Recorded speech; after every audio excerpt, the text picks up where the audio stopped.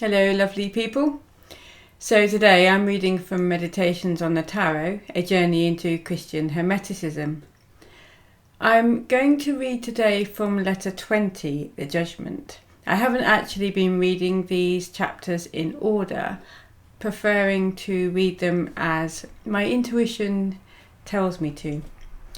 Now this chapter is, again, in true Tom Berg style, quite long, and the sentences are quite long and convoluted, and he does wander off onto different tangents, and one wonders sometimes the import of this in reference to the card in question. However, stick with it. There's some very, very useful information and material here, and very appropriate for the rather farcical times we are witnessing in the world today. I'll begin. The state of the brain continues the remembrance. It gives it a hold on the present by the materiality which it confers upon it. But pure memory is a spiritual manifestation. With memory, we are in very truth in the domain of spirit. That's from Henry Bergson. For as the Father raises the dead and gives them life, so also the Son gives life to whom he will. The Father judges no one, but has given all to the judgment of the Son. That's from John, chapter 5, 21 to 22. Letter 20, the Judgement. Dear unknown friend, the card that we have before us bears the traditional name, the Judgement, and what it represents is the resurrection of the dead at the sound of the trumpet of the angel of resurrection. It's a matter, therefore, of a spiritual exercise where the use of intuition, that of the 19th arcanum, the Sun, has to be carried to a maximum, the theme of resurrection being of the order of last things, but all the same accessible to intuitive cognition. Now, the last things, or the spiritual horizon of humanity, are not the same for the whole of humanity. For some, everything finishes with the death of the individual and with the complete dissipation, maximum entropy of the warmth of the universe. For others, there is a beyond, an individual existence after death, and an existence of a non-material universe after the end of the world.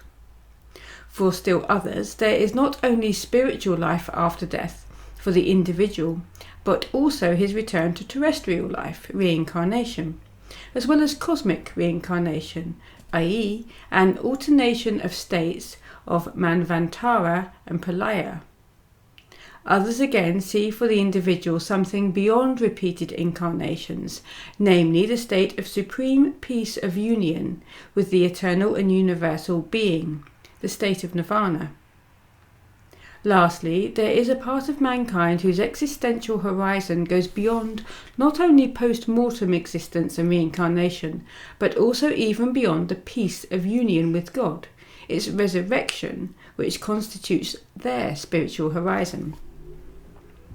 It's in the Iranian and Judeo-Christian spiritual currents, i.e. in Zoroastrianism, Judaism and Christianity, that the idea and ideal of resurrection has taken root. The advent of the idea and ideal of resurrection was as lightning coming from the east and shining as far as the west. That's from Matthew 27. The inspired prophet of the east, namely the great Zarathustra in Iran, and the inspired prophets of the west, Isaiah, Ezekiel and Daniel in Israel, announced it almost simultaneously. Quote, Then he, Saoshyant, shall restore the world, which will thenceforth never grow old and never die, never decay and never perish, ever live and ever increase, and be master over its wish, when the dead will rise, when life and immortality will come, and the world will be restored as God's wish. That's taken from the Religion of the Good Life, Zoroastrianism.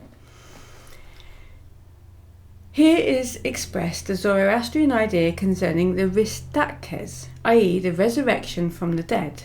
The prophet Isaiah says of it, The dead shall live, their bodies shall rise. O dwellers in the dust, awake and sing for joy, for thy dew is the dew of light, and on the land of the shades thou wilt let it fall.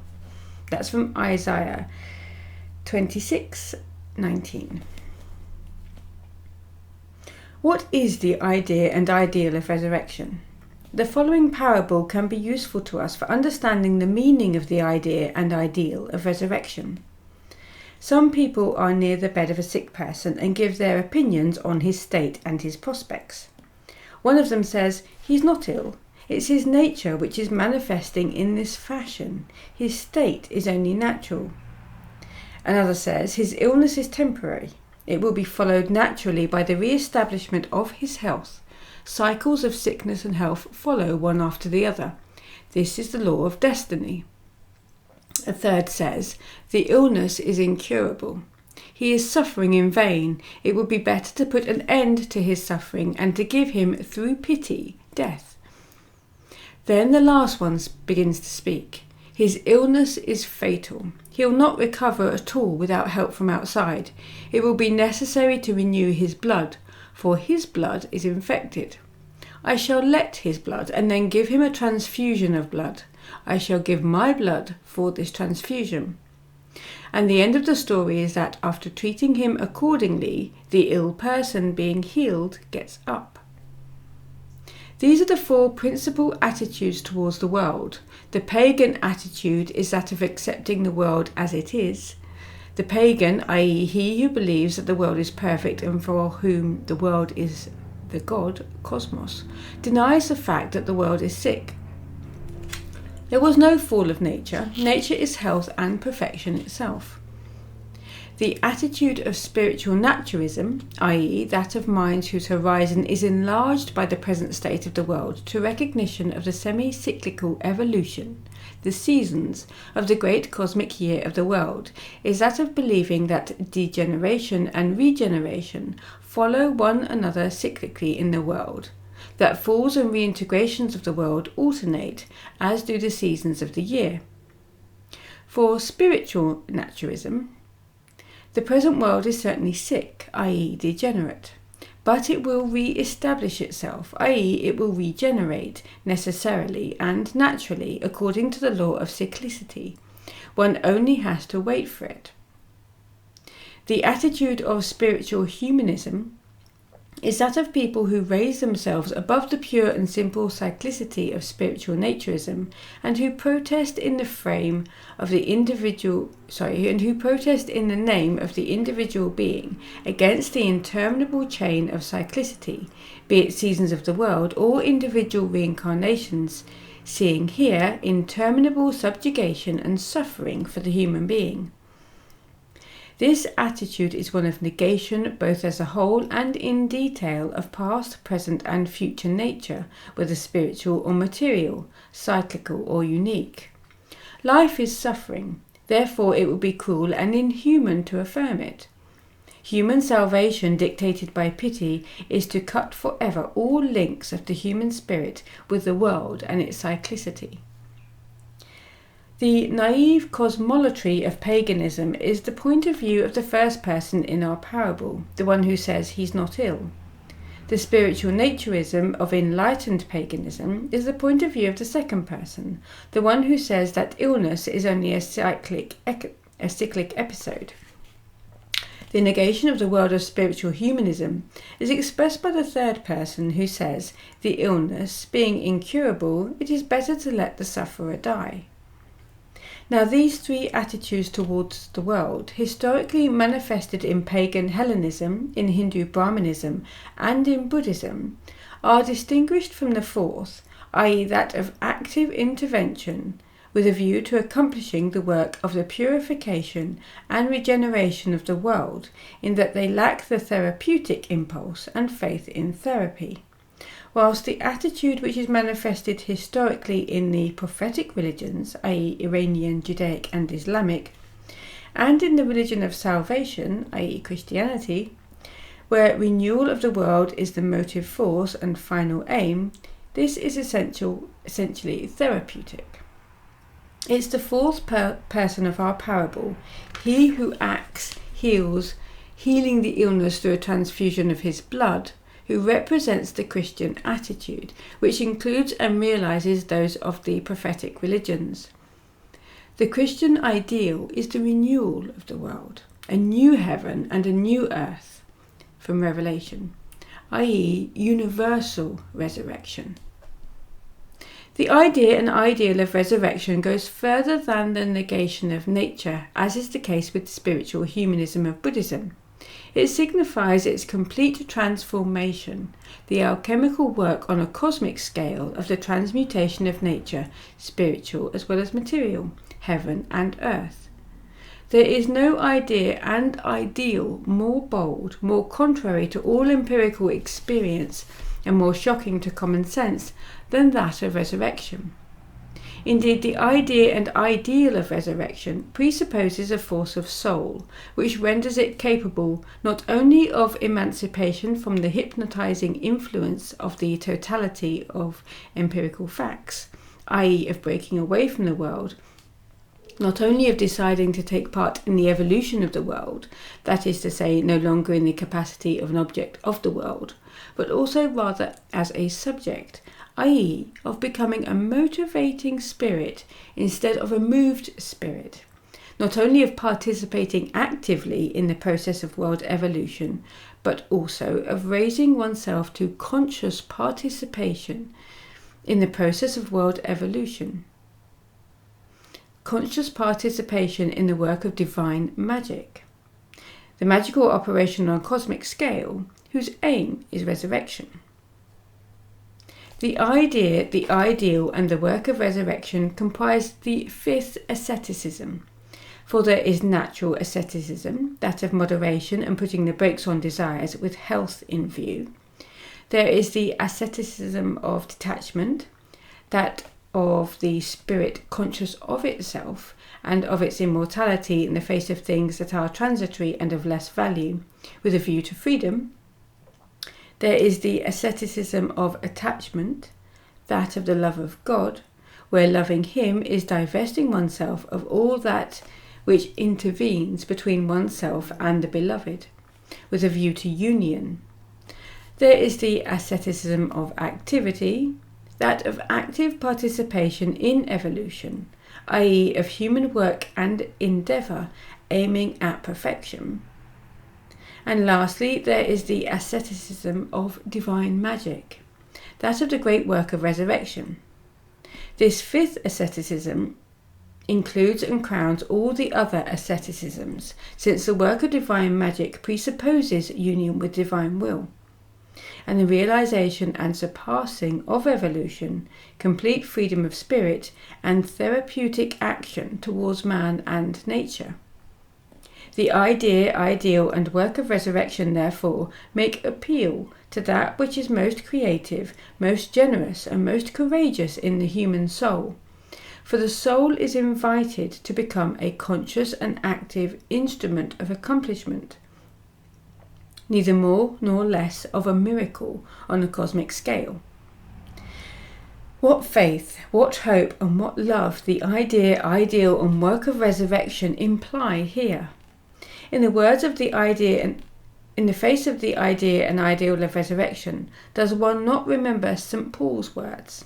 Quote, "Where is the wise man? Where is the scribe?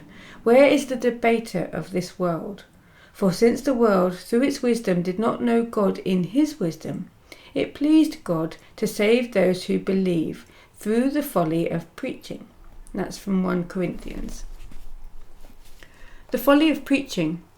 Does the idea, ideal, and work of resurrection necessarily fall under the heading of the folly of preaching?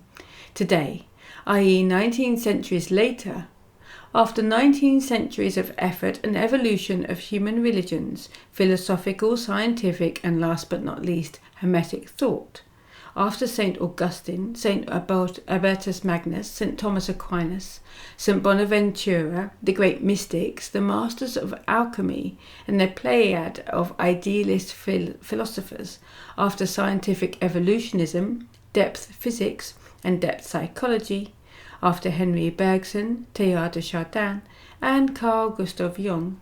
In other words, is not human thought after the enormous work of 19 centuries better equipped and more evolved, given goodwill to see in the ideal and work of resurrection more than the folly of preaching? An honest and profound meditation on the idea, ideal and work of resurrection, i.e. on the 20th arcanum of the tarot, is the sole means of coming to an affirmative or negative answer to this question. Let's therefore apply ourselves to it.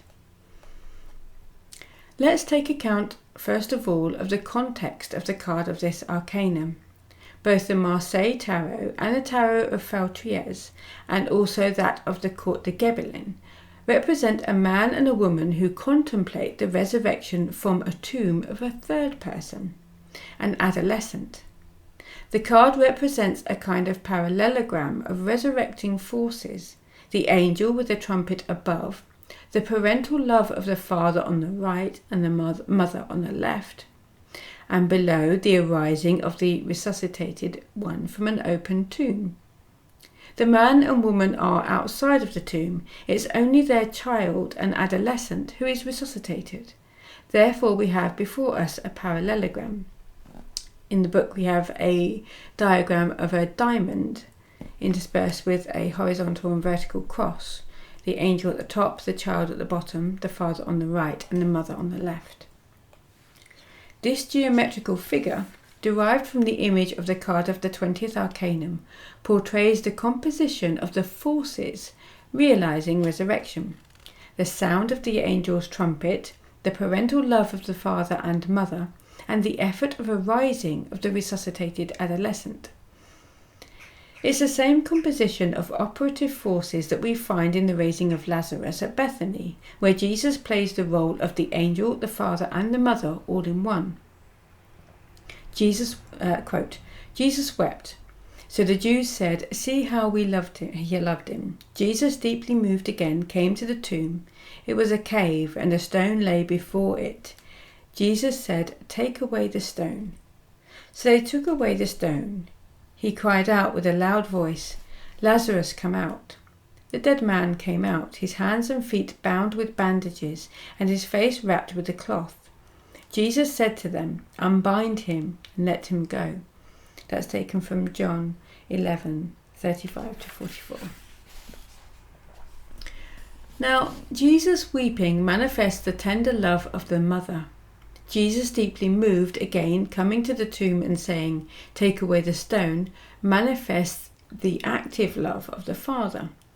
And Jesus crying with a loud voice, "Lazarus, come out," sounds the trumpet in serving as the angel of resurrection. The loud voice crying, "Lazarus, come out," is the sound of the trumpet of resurrection, which changes the love of the mother and of the father into a magical call. The magic of resurrection aspired to by the 20th arcanum of the tarot is therefore that of the sound of the voice of the love of mother and the love of the father united.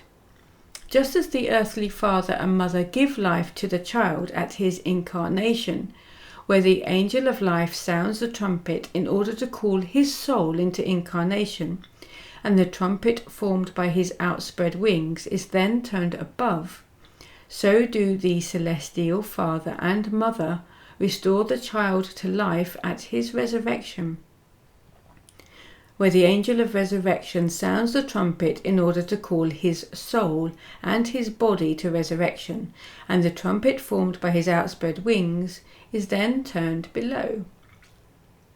This is the general meaning of the arcanum. It's now a matter of understanding the details, of understanding concretely. There still remains a whole world, namely the how of resurrection. Now, forgetting, sleep and death are opposed to remembering, wakefulness and birth in the earthly life of man. Forgetting, sleep and death are members of the same family. It's said that sleep is the younger brother of death. By the same token, it would be right to say that forgetting is the younger brother of sleep. Forgetting, sleep and death are 3 degrees of a single thing, namely the process of elimination of a conscious and living being. It's noteworthy that the account of Lazarus' resurrection that we quoted above also brings the chain forgetting sleep death into consideration. It's said, quote, "Now Jesus loved Martha and her sister and Lazarus. So when he heard that Lazarus was ill, he stayed 2 days longer in the place where he was. Then he said to them, the disciples, 'Our friend Lazarus has fallen asleep, but I go to awake him.' Then Jesus told them plainly, 'Lazarus is dead.' Upon which Thomas, called the twin, said to his fellow disciples, 'Let us also go, that we may die with him.'" That's taken from John 11:5-16. Thomas understood that the Master had allowed forgetting by remaining a further 2 days in the place where he was after having learnt the news that Lazarus was ill. Sleep by saying Lazarus has fallen asleep. And death to accomplish their work. If such was the will of the Master who so loved Lazarus, would it not be better, concluded Thomas, for the disciples also to die with Lazarus? Indeed, Thomas was not mistaken concerning the fact that the Master certainly gave full power to forgetting, sleep and death in this case. Hence the conclusion, "Let us go also, so as to die with Lazarus." Let's now consider more closely the two analogous and opposed chains, that of forgetting, sleep and death on the one hand, and that of remembering, wakefulness and birth on the other hand, so as to acquire the conceptual equipment to be able to grapple with the mystery of resurrection. We know that our ego consciousness, the consciousness that we have during the 16 hours of the waking state each day, is only a weak part of the totality of our consciousness. It's only a cross-section of the whole, only a focal point of action, i.e. of judgment, word and deed. Indeed, at each given moment, the content of our consciousness in the waking state is limited to that which has reference to what we are engaged in judging, saying or doing, or else what we are going to judge, to say or to do. The rest, i.e. all that which is not concerned with inner or outer action, is not present in our consciousness and is elsewhere, for action entails concentration of consciousness, i.e. selection from the totality of images and concepts belonging to our consciousness, which interests us with a view to action. Thus, all that you know of astronomy, chemistry, history and jurisprudence is absent and relegated to the darkness of temporary forgetfulness when you discuss your garden with your gardener. In order to act, it is necessary to forget. In return, action requires that one draws from the same darkness of temporary forgetfulness all the memory, images and concepts of knowledge which could be useful. In order to act, one has to recall. To forget is therefore to dismiss the things which do not interest us to darkness of latent memory, and to recall things is to call anew to active ego consciousness because they interest us, from the same darkness of latent memory. It goes without saying that it's not the images and concepts which come to birth when we recall them, or perish when we forget them. Rather, they are present in our mind or removed from it. To be endowed with good concentration, therefore, amounts to the faculty of chasing away swiftly and completely all images and concepts which are not useful for this action. It's mastery of the art of forgetting. It's very useful in spiritual practice. To be endowed with good memory, in contrast, signifies mastery of the mechanism of recall, of that which renders present the images and concepts which one needs. It is mastery of the art of recalling. There is therefore a continual coming and going between ordinary consciousness of the waking state, or cerebral consciousness, and the domain of memory. Each going corresponds to the action of falling asleep or dying. Each coming corresponds to the awakening or resurrection. Every representation that goes from the field of cerebral consciousness experiences an analogous fate to that stated by the saying, "Our friend Lazarus has fallen asleep. Lazarus is dead." and every representation that one recalls has a fate analogous to that which took place when Jesus cried with a loud voice, "Lazarus, come out." Memory, therefore, supplies us with a key of analogy which allows intelligence not to remain simply taken aback in the face of the problem of resurrection. It renders it intelligible. Indeed, the analogy between the loud voice, which called Lazarus to life, and the inner effort which evokes a memory reveals mutatis mutandis, the essence of the magic of Jesus. Loud voice, and of the sound of the trumpet. I'll read that again. Evokes a memory, reveals mutatis mutandis, the essence of the magic of Jesus' loud voice, and of the sound of the trumpet of the angel of resurrection, as the following shows. Experience teaches us that we easily forget and recall with difficulty the things to which we attach no value, that we do not love. One forgets what one does not love, and one never forgets what one loves. It's love which gives us the power to recall at any desired moment the things that our hearts preserve, warm. Indifference, in contrast, makes one forget everything. It's the same with the awakening and resurrection of the dead. Here it's not cosmic indifference that we call matter, which will affect anything, but rather it's cosmic love that we call spirit, which will accomplish the magical act of resurrection, i.e. the reintegration of an inseparable unity, the unity of spirit, soul and body, not by way of birth or reincarnation, but by way of the magical act of divine memory. What can one say about divine memory? The clinical experience of modern neuropathology and the work of Henry Bergson together establish a certain fact that in reality nothing is forgotten from the totality of man's psychic life, and that so-called forgotten things are in the unconscious, i.e. extracerebral, part of the psychic life. There is complete memory in the depths of the unconscious where nothing is forgotten.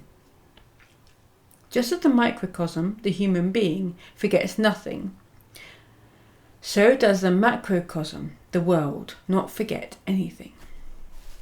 What occult literature calls the Akasha Chronicle is to history, which is in the process of unfolding, as the total memory of the psychic unconscious is to the conscious self's memory in action. The Akasha Chronicle is the macrocosmic analogy to the total memory of the microcosmic unconscious, or rather the microcosmic extra-conscious. And just as the total psychic memory is not inactive, often affecting psychic health, so does the Akasha Chronicle often play a decisive role in the unfolding of universal history.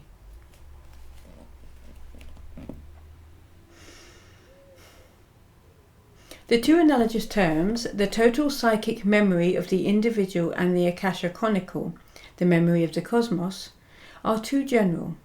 It's still necessary to distinguish and specify, which both depth psychology and occult literature have hardly done. Indeed, the former as well as the latter treat total psychic memory and the Akasha Chronicle en bloc, as if it were a matter of uniform and homogeneous unities without inner difference and contrast. However, both total psychic memory and the Akasha Chronicle show, in fact, differences and even contrasts, each with respect to its own domain. With respect to total psychic memory, one has to distinguish between three memory tableaus: the pure and simple tableau of the past, the logical tableau, i.e. the structure of the past, and lastly the moral tableau, the travelled way of the past. These three tableaus of psychic memory correspond to the three types of memory such as we know them in our conscious life: automatic memory, logical memory, and moral memory. Automatic memory is the psychophysical faculty of reproducing semi-automatically, thanks to the functioning of the mechanism of associations in the imagination, all the facts of the past that are relevant or not. It places the tableau of the past purely and simply as raw material at the disposal of the conscious self, so that the latter makes use of it and extracts from it the elements it needs. The tableau of the past presented by purely associative or automatic memory is indifferent insofar as logic and morality is concerned. It's only a complex of facts from the past unfolded before the inner eye, like a cinematographic film in sound and colour. And it's up to the spectator, i.e. the conscious self, to extract salient and pertinent facts from it. Automatic memory is the trump card of childhood and youth. It's thanks to it that children and young people are able to learn the enormous quantity of things with the prodigious facility and rapidity that belongs to their age, that they need or could need in this world. However, it's no longer so with a person who has reached a mature age. Automatic memory is weakened in proportion to the extent with which age increases. A person between two extremes of age will find that he can no longer reckon with his automatic memory to the same extent that he could 10 or 15 years previously. That a certain effort is necessary to make up for and fill in its ever more frequent lapses. It's then logical effort which comes to aid the semi-automatic functioning of the failing mechanism of associations. It's the logical sequence of cause and effect which then replaces little by little the automatic play of associations. One is led more and more to replace the semi-photographic tableau of memory of the past by the tableau of facts relating to the logical relationship between them. Logical memory, where the evocating force of the past is intelligence instead of the irrational automatism of the play of associations, weaves a tableau of the past according to the lines of sequential reasoning that intelligence finds relevant. One doesn't recall things simply because they took place, but rather because they played a role whose effects reach the present.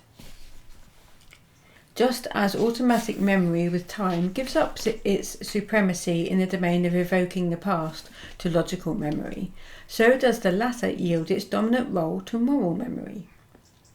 Moral memory presents a tableau of the past where the context indicates facts and sequences of facts, not insofar as they took place or insofar as they played a relevant logical role, but above all insofar as they reveal moral value and meaning.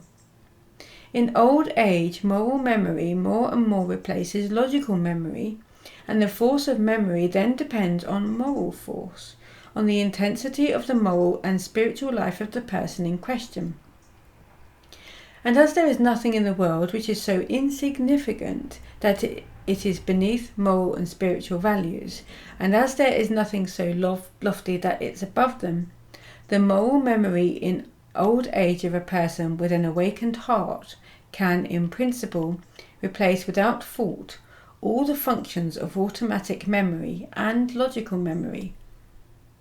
I'm going to read that again, that's important, that sentence. And as there is nothing in the world which is so insignificant that it's beneath moral and spiritual values, and as there is nothing so lofty that it is above them, the moral memory in old age of a person with an awakened heart can in principle replace without fault all the functions of automatic memory and logical memory.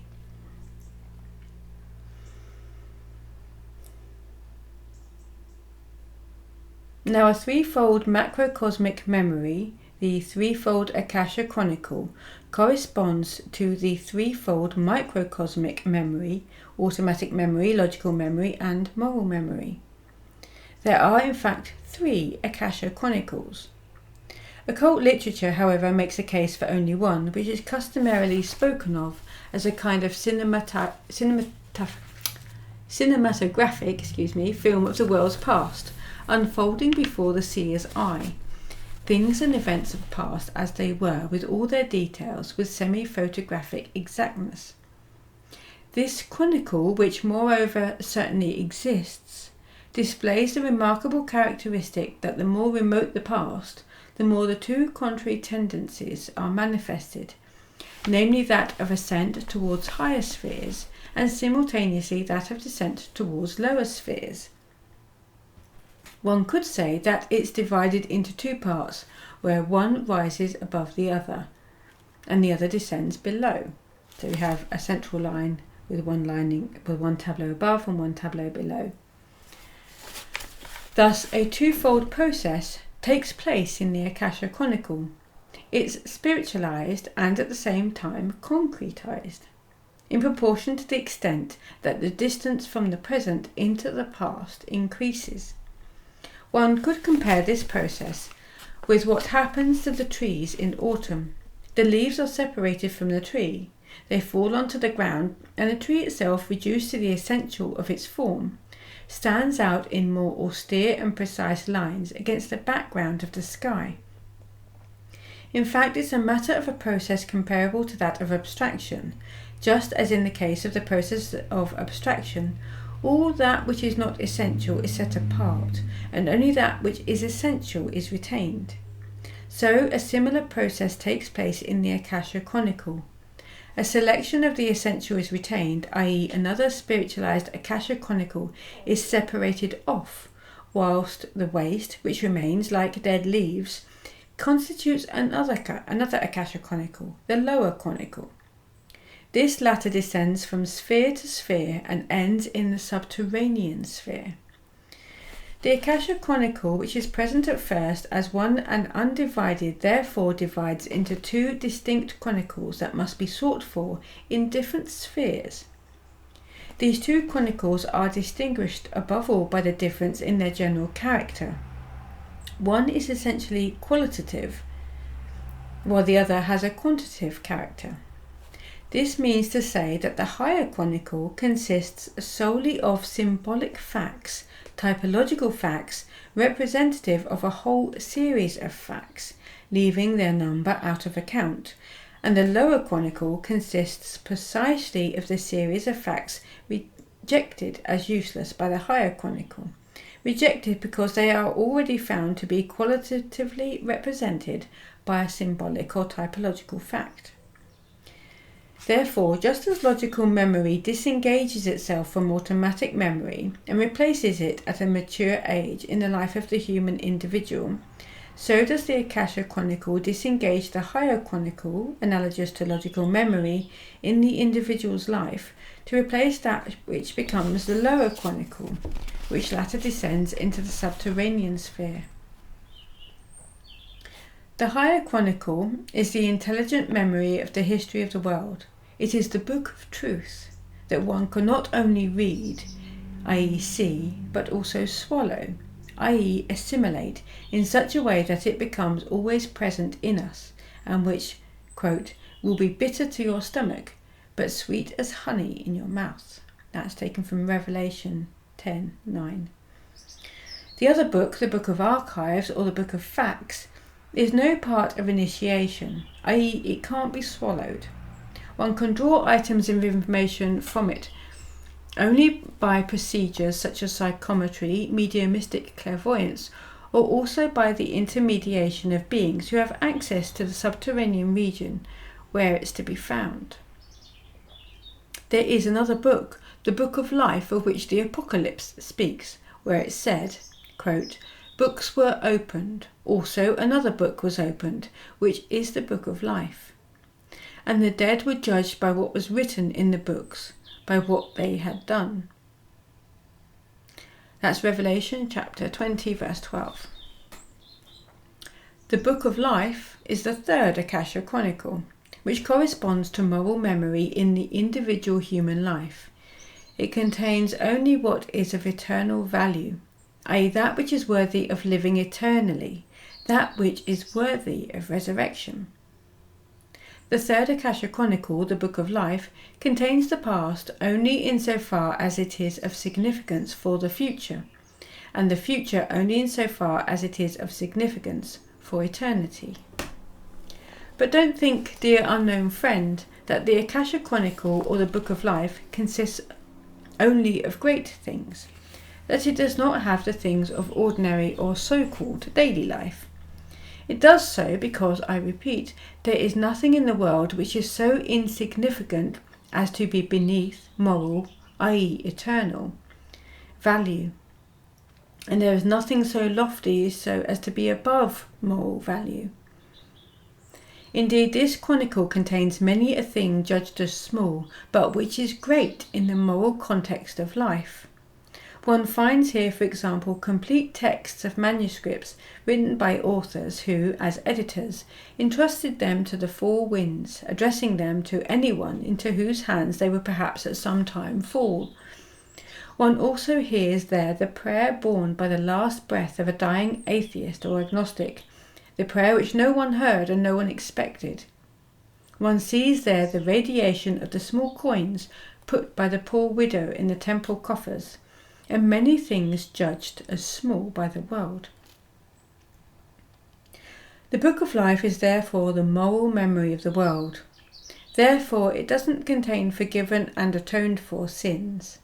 All forgiving and atonement entails change in the Book of Life, or the Third Akasha Chronicle.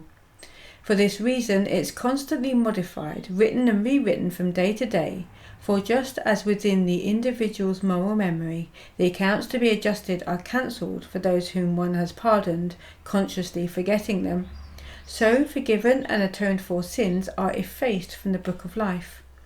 Divine memory forgets forgiven and atoned for sins. And it's the Third Akasha Chronicle, or the Book of Life, which is the essence of karma.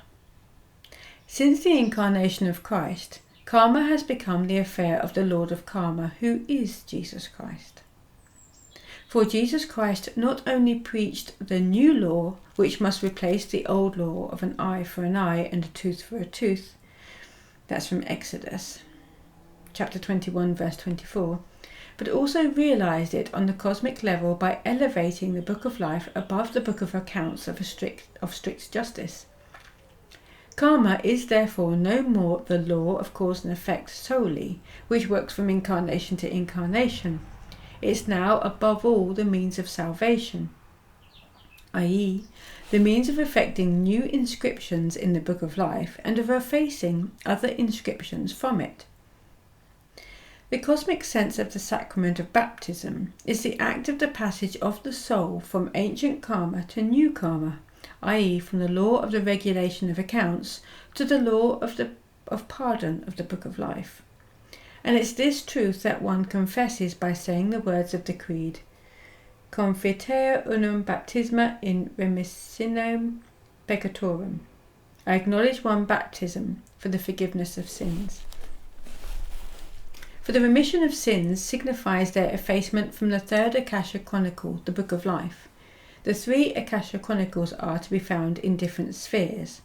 Lowest you've got Chronicle of Facts, in the middle the Logical Chronicle, and in the higher sphere is Moral Chronicle. It is above all the first chronicle, that of facts, from which entities of the hierarchies of the left, i.e. those of strict justice, draw evidence for their accusations. It constitutes the archives of cosmic prosecution. With respect to the second chronicle, the logical chronicle, it's virtually the totality of accounts rendered in the millennial-old debate between the cosmic advocacy and the cosmic prosecution, i.e. between the hierarchies of the right and those of the left, or between good and evil. The second Akasha Chronicle indicates for each given moment the equilibrium that there is in the world between good and evil. Quite a story then today. The third Akasha Chronicle is a source of strength for hierarchies of the right. It contains the supporting reasons for their faith in justice for the sake of world evolution and humanity, as well as for ultimate universal salvation. The third chronicle aspires to resurrection, to the reintegration of beings, whilst the second is the history of equilibrium, i.e. the karma of the world, the equilibrium between good and evil.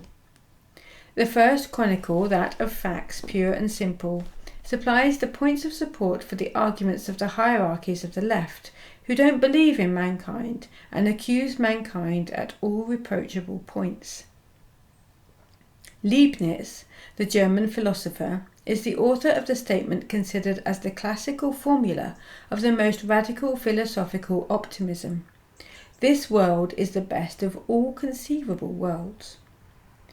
This radical optimism from a man who, in that which concerned his personal life, was more unhappy than is usual, remains incomprehensible if his nocturnal experience of the Third Akasha Chronicle is not taken into consideration. Notably, the fact must be pointed out that certain individuals, their number is not important, are sometimes admitted to readership of the Book of Life by the grace of the guardian of this book.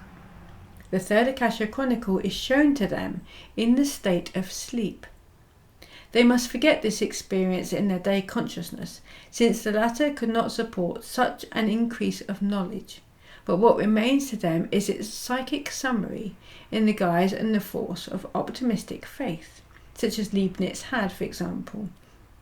His optimistic faith was the residue in day consciousness of the forgotten nocturnal knowledge.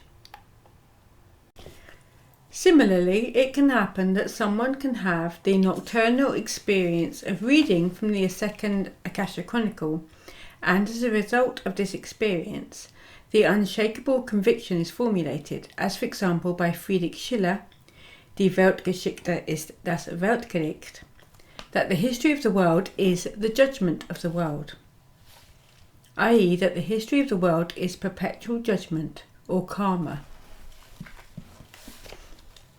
One should know that there are not only diverse Akasha Chronicles, but also diverse ways of experiencing or reading them.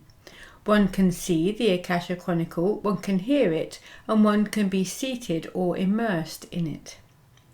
This means to say that parts of the Akasha Chronicle can be seen in vision, or can be heard as a dramatic or musical work, or can also become an integral or structural part of the spirit and soul of the one who experiences it. The latter identifies himself with it, and it lives and works in him. It's this to which the Apocalypse of St. John aspires when there it is said that the book was swallowed. Quote, "It was sweet as honey in my mouth, but when I had eaten it, my stomach was made bitter." Revelation chapter 10, verse 10. For it's characteristic that the intuitive experience of the Second Akasha Chronicle comprises a state of psychic depression due to the gravity of its contents, but that this depression is transformed into joy as soon as the intuitive experience is grasped and understood by intelligence, i.e. when it becomes articulated word, then it becomes sweet as honey in the mouth. It should be added that, whatever the way of reading the Akasha Chronicle, it is always a matter of parts or extracts from it. No human spirit, even disincarnated, could bear the whole. One would have to be of the spiritual status of the Archangel Michael to be able to bear the whole of the Second Akasha Chronicle, and of the status of the cherubim guarding the entrance to paradise to be able to bear the whole of the Third Akasha Chronicle. Therefore, the experiences of the Akasha Chronicle undergone by occultists, esotericists, mystics and hermeticists are always partial. As a general rule, the extent to which it's bearable is greater in the case of intuitive experience. It diminishes for inspirative experience and is more limited still for visionary experience. Thus, for example, Fabre d'Olivet's work Histoire philosophique du genre humain, Philosophical History of the Human Race, on a number of visions or scenes from the Second Akasha Chronicle. It was a matter of extracts of some pages from a great book, and it was his intellectual speculation which established connecting links between the isolated scenes of his visions, and which filled the gaps between what he'd seen and what he'd not seen.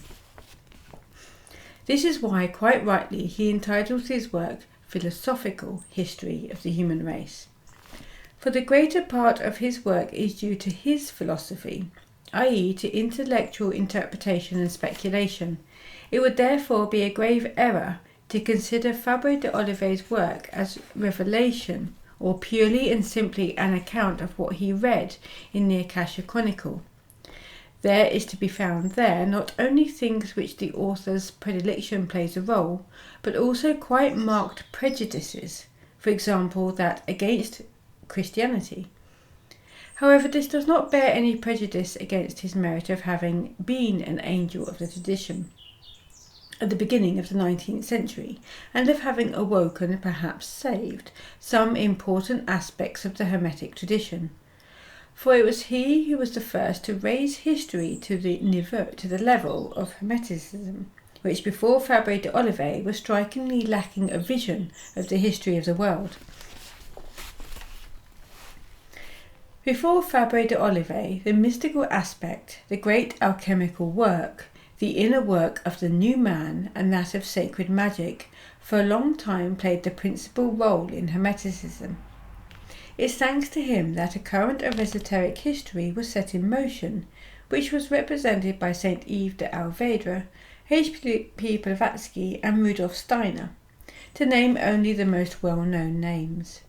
But since the time of Fabre d'Olivet's esoteric historicism has undergone an unparalleled development, grandiose works have seen the light of day.